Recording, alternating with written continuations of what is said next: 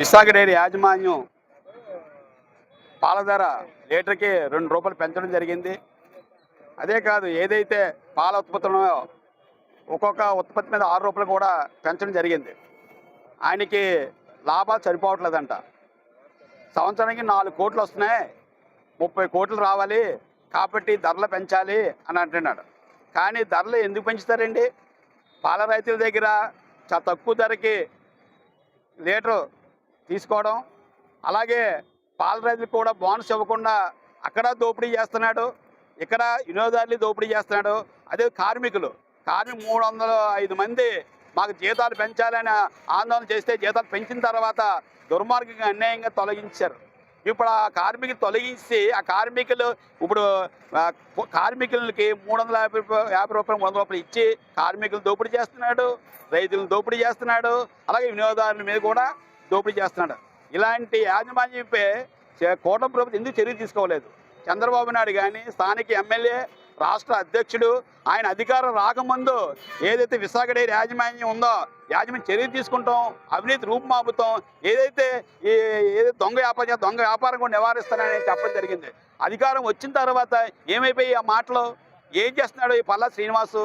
కాబట్టి అంటే ఎవరైతే అధికారంలోకి వస్తే వాళ్ళని డబ్బులు ఇస్తే అలాగే అవినీతి ఏమేమి చెప్పి దాన్ని పక్క పెట్టాలన్న ఆలోచనతో ఈరోజు కూటమి ప్రభుత్వం స్థానిక ఎమ్మెల్యే కూడా ఆ రకంగా రాజీ పడిపోయాడు. ఏదైనా ఆనందం ఏ పార్టీ ఉంటే ఆ అధికారం ఉంటే ఆ పార్టీకి వెళ్ళిపోవడం, అలాగే వెళ్ళిపోయిన తర్వాత వాడు ఏదైతే బ్లాక్ వ్యాపారం ఉందో, ఏదైతే అవినీతిని పక్క పెట్టడం, ఈ రకంగా చేయడం అన్యాయం. మేము సిపిఎం పార్టీగా ఏదైతే పల్లా శ్రీనివాస్ గారు ఉన్నారో ఆయన ఇమ్మీడియట్గా ఆనందం ఎంక్వైరీ పెట్టాలి, విశాఖ డైరీ యాజమాన్యంపై చర్య తీసుకోవాలి. అదేవిధంగా ఏదైతే సాధారణ ప్రజలకి, చంటి పిల్లలకి, ముసలి వారికి శ్వాసకులు అందించిన పాలధరని వెంటనే రద్దు చేయాలని సిపిఎం పార్టీ డిమాండ్ చేస్తుంది. విశాఖ డైరీ చైర్మన్ ఆడారి ఆనంద్ కుమార్ గారికి లాభాలు తీరినట్లేదు. లీటర్ పాల మీద ₹2 ధర పెంచేశాడు. గత 9 నెలల్లో ఇది రెండోసారి. గతంలో ₹2 ఇప్పుడు ₹2.5 పెంచేశాడు.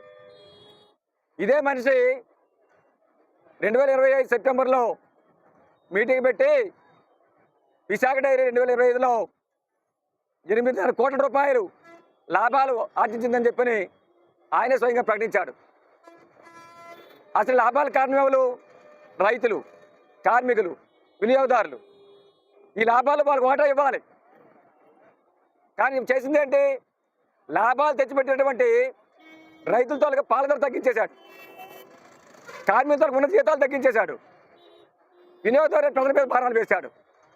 ఈ విధంగా ముప్పేట దోపిడీ చేసి ఆనంద్ కుమార్ ఆస్తులు తెచ్చుకుంటున్నాడు. ఆయన కుటుంబ వంద బాధ్యతలు భాగభాగ్యాలు వేస్తున్నారు, ప్రజల మీద భారాలు వేస్తున్నారు.